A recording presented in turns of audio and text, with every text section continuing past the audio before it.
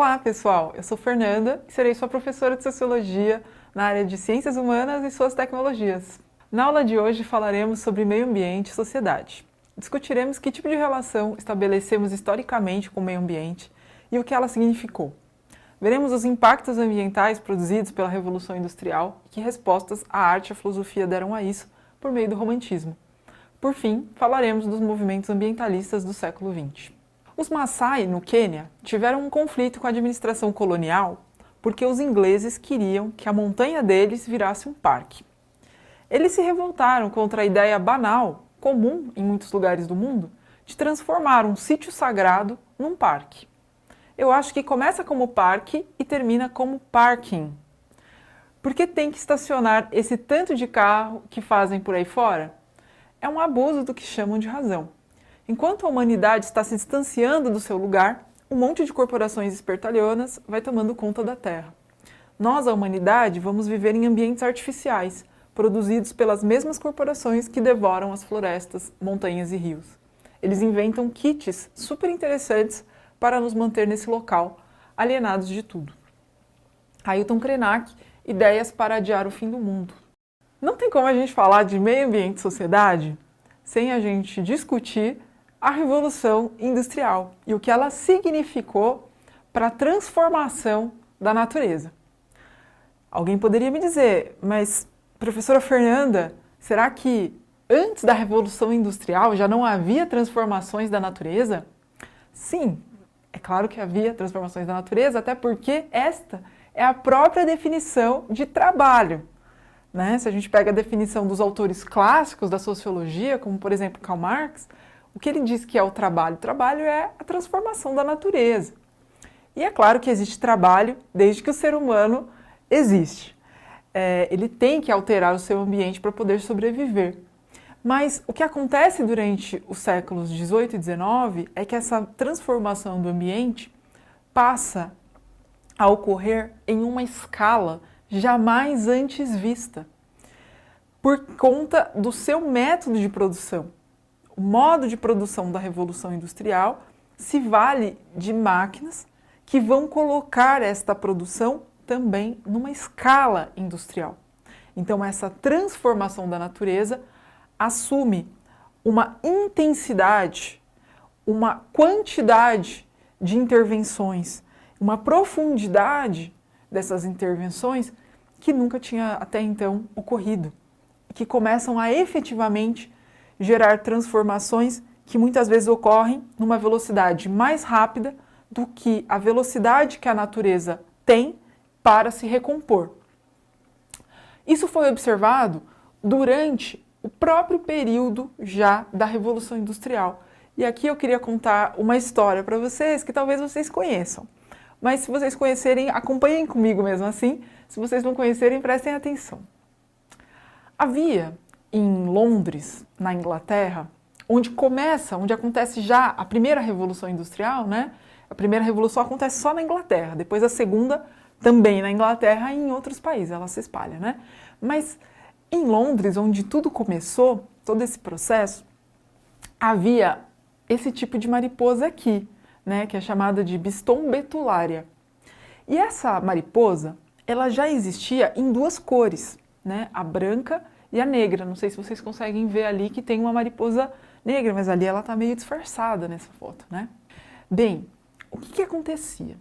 Essa mariposa branca, ela existia antes da Revolução Industrial em maior quantidade, Havia uma grande população dessas mariposas brancas e havia uma pequena quantidade de mariposas negras, E isso hoje está plenamente comprovado. Saiu inclusive um artigo científico importante nos últimos 2 anos que comprovou isso, Porque essa discussão ainda continuou por muitos anos, Mas isso está comprovado hoje cientificamente.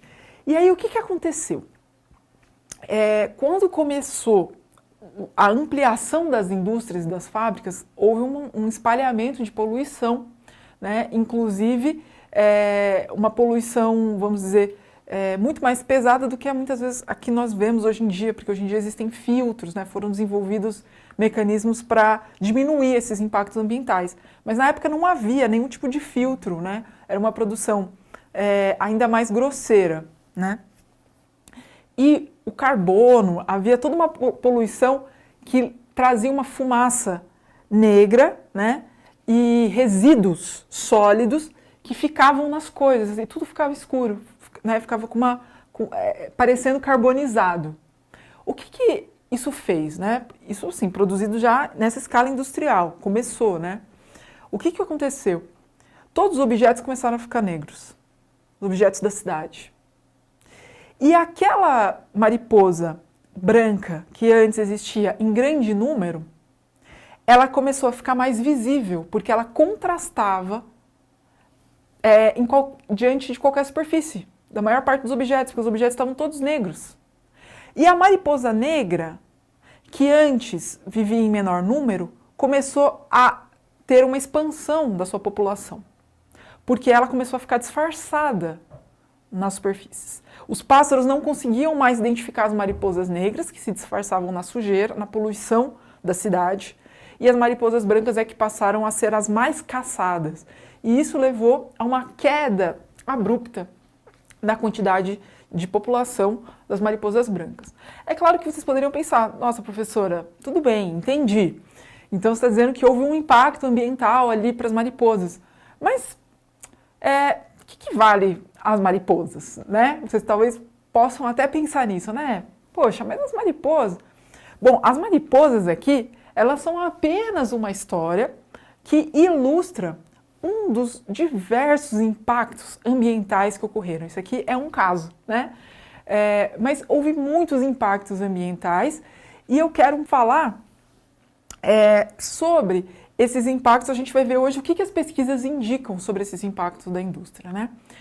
Hoje em dia, com o desenvolvimento desses estudos sobre esses impactos do meio ambiente, cada vez mais a gente percebe que não dá para ficar com um discurso que havia nesse período da Revolução Industrial, que era, por um lado, ou a gente defende o crescimento econômico, o desenvolvimento, né? Ou a gente defende a sustentabilidade, a proteção da natureza, né? Então, as pessoas que defendiam a natureza eram consideradas pessoas que não queriam o progresso econômico, né? E elas eram, muitas vezes, até ofendidas, né?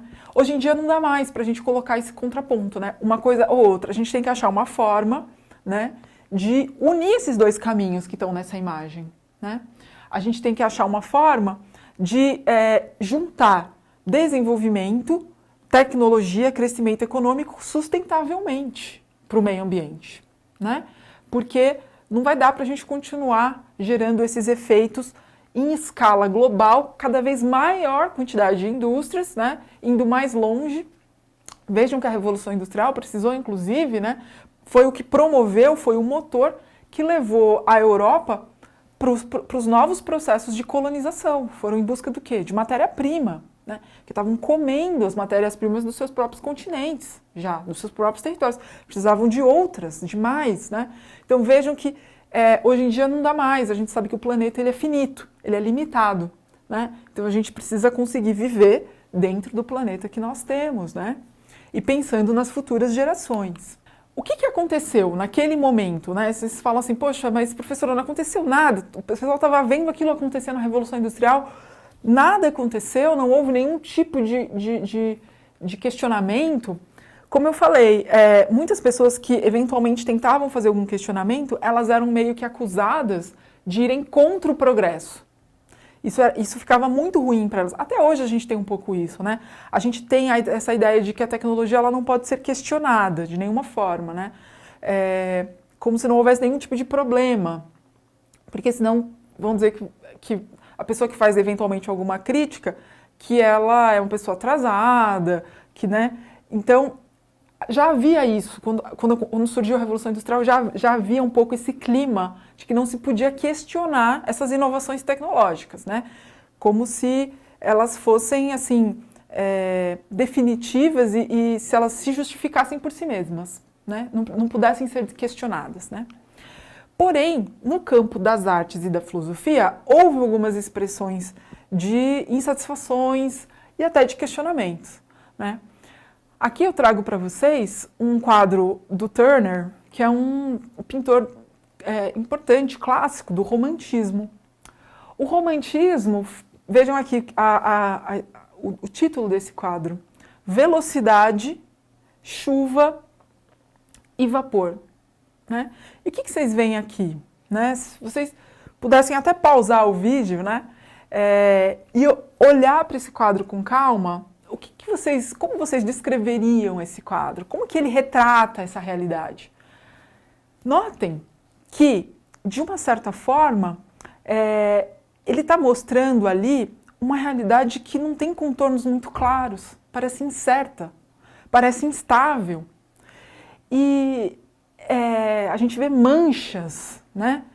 Esses românticos, o que eles percebem é que essa realidade exterior é muitas vezes tão dura, né?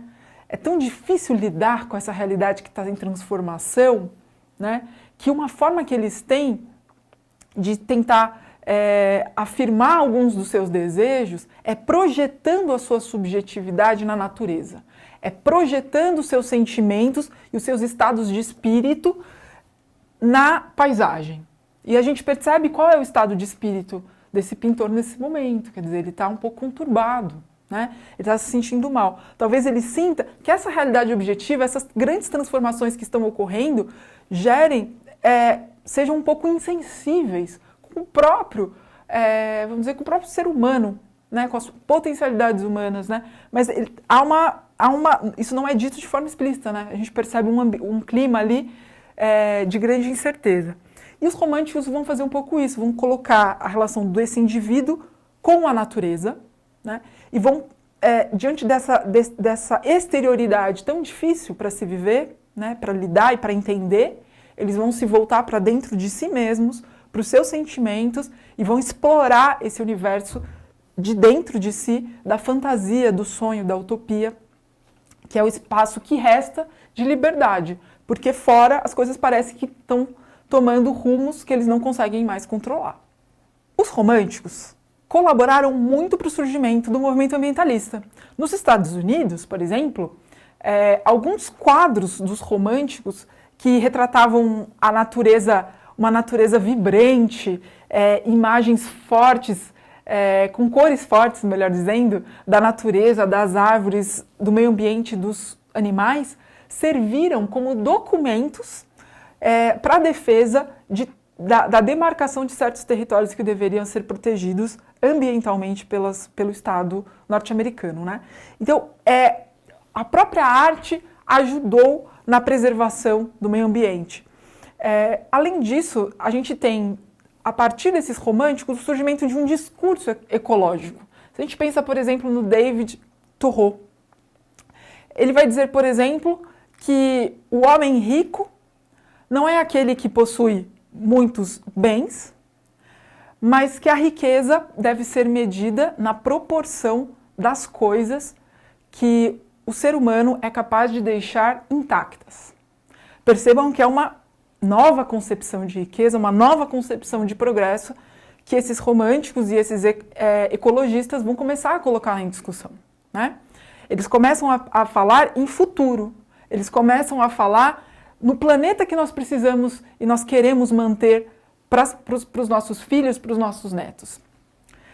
Isso vai se intensificar ainda mais no século XX, a partir da Segunda Guerra Mundial. As bombas nucleares de Hiroshima e Nagasaki, elas vão tornar o fim do mundo algo extremamente palpável. A partir do desenvolvimento dessas bombas nucleares, dessas novas tecnologias, parece cada vez mais viável e simples e até rápido destruir o planeta.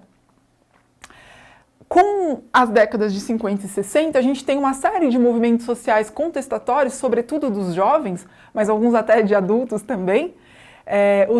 O movimento beat, os hippies, os pacifistas, o movimento feminista, o movimento negro, os movimentos estudantis, né? Maio de 68, na França, nos Estados Unidos, na Inglaterra, né? E também o movimento ambientalista, que vão questionar as nossas formas de vida tradicionais, que vão se perguntar por que a gente mantém esses hábitos e vão começar a se perguntar se nós não podemos criar outras formas de vida, formas de vidas mais libertárias, menos consumistas e que pensem nas coletividades e também na natureza.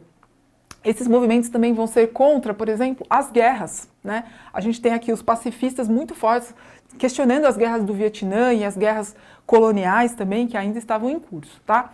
Quando chega na década de 70, esse movimento ambientalista ele se institucionaliza, ele entra dentro de estruturas organizadas do Estado, da universidade, até das empresas. Muitas empresas vão começar a pensar nisso e olhar e falar, não, realmente, se a gente não começar a pensar no meio ambiente, o nosso negócio não vai ser sustentável, porque não vai ter essa matéria-prima para explorar infinitamente. O planeta Terra é limitado. Então a gente precisa pensar em formas sustentáveis de produção, né? As universidades vão começar a estudar esses impactos ambientais e o Estado vai cada vez mais colocar isso dentro da sua agenda. No Brasil, pessoal, a gente também tem um movimento ambientalista que surge muito afinado com os movimentos da Europa e dos Estados Unidos, viu? No Rio Grande do Sul, a gente tem, por exemplo, aqui a notícia, né, de uma associação que surge para proteger a natureza já na década de 70, no começo da década de 70. Então, esses debates eles também vêm para o Brasil e eles estão no Brasil até hoje muito fortes. Aqui a gente tem um resultado, uma das tabelas que eu achei mais impactantes do painel internacional de mudanças climáticas, que é um painel que une diversos pesquisadores do mundo inteiro, né, organizado pela ONU. E aqui eu trago para vocês, talvez, uma das tabelas que eu achei mais impactantes do relatório de 2021 desse painel. Esse relatório, ele une, né, centenas e centenas de pesquisas, né, elas estão anexadas, e assim, é uma lista impressionante mesmo de pesquisas, né, que foram o fundamento das conclusões desse relatório. O que esse gráfico nos mostra? Vamos analisá-lo. A gente tem aqui a variação da temperatura do planeta Terra entre 1850 e 2020. E o gráfico mostra, ele faz uma simulação dessa variação de temperatura considerando fatores naturais, é o que a gente vê ali na linha azul embaixo, e os fatores naturais e humanos. Se a gente observa aqui embaixo, a gente tem a simulação dos fatores naturais e em cima naturais e humanos, a gente percebe que a diferença entre os dois é a diferença que foi causada exclusivamente pelos fatores humanos, correto? Porque embaixo a gente tem os naturais, em cima naturais e humanos, a diferença é o que é devido apenas aos fatores humanos, tá bom? E o que a gente tem de impacto humano na mudança climática, segundo todo esse conjunto de pesquisas que eu mencionei para vocês? A gente tem um aumento de mais de 1 grau Celsius desde a segunda Revolução Industrial. 1850 é o período mais ou menos que começa, século XIX, a segunda Revolução Industrial. Então, a partir da segunda Revolução Industrial, você tem uma expansão das indústrias no mundo e essa extração de recursos e modificação de rios, né, extração de bens, de riquezas, de matérias-primas, etc., do planeta inteiro, cada vez mais intensa, né, que vem vindo e chega, e a emissão de gás carbônico, uma série de coisas assim, que vão levar a um aumento de mais de 1 grau Celsius. E esse aumento de mais de 1 grau Celsius é muito grave, né? No material didático eu explico para vocês as conclusões desse grupo de pesquisadores, o que esse aumento de 1 grau Celsius pode provocar sobre as condições de vida humana na Terra. Porque o que está em curso, o que está em discussão, não é só o planeta Terra em si. O planeta Terra em si ele pode continuar a existir, né? Mas o ser humano ele depende de certas condições que estão cada vez mais ameaçadas, tá bom? Então, eu recomendo que vocês deem uma olhadinha no material didático para vocês se aprofundarem um pouco mais sobre essa tabela, esse gráfico. Pessoal, chegamos então ao fim da nossa aula. E aqui eu deixo uma reflexão para vocês. Você conhece algum grupo ambientalista brasileiro atual? Como ele se organiza e quais são as suas pautas? Veja os links no material da plataforma. Muito obrigada pela sua atenção. Bons estudos. Tchau, tchau.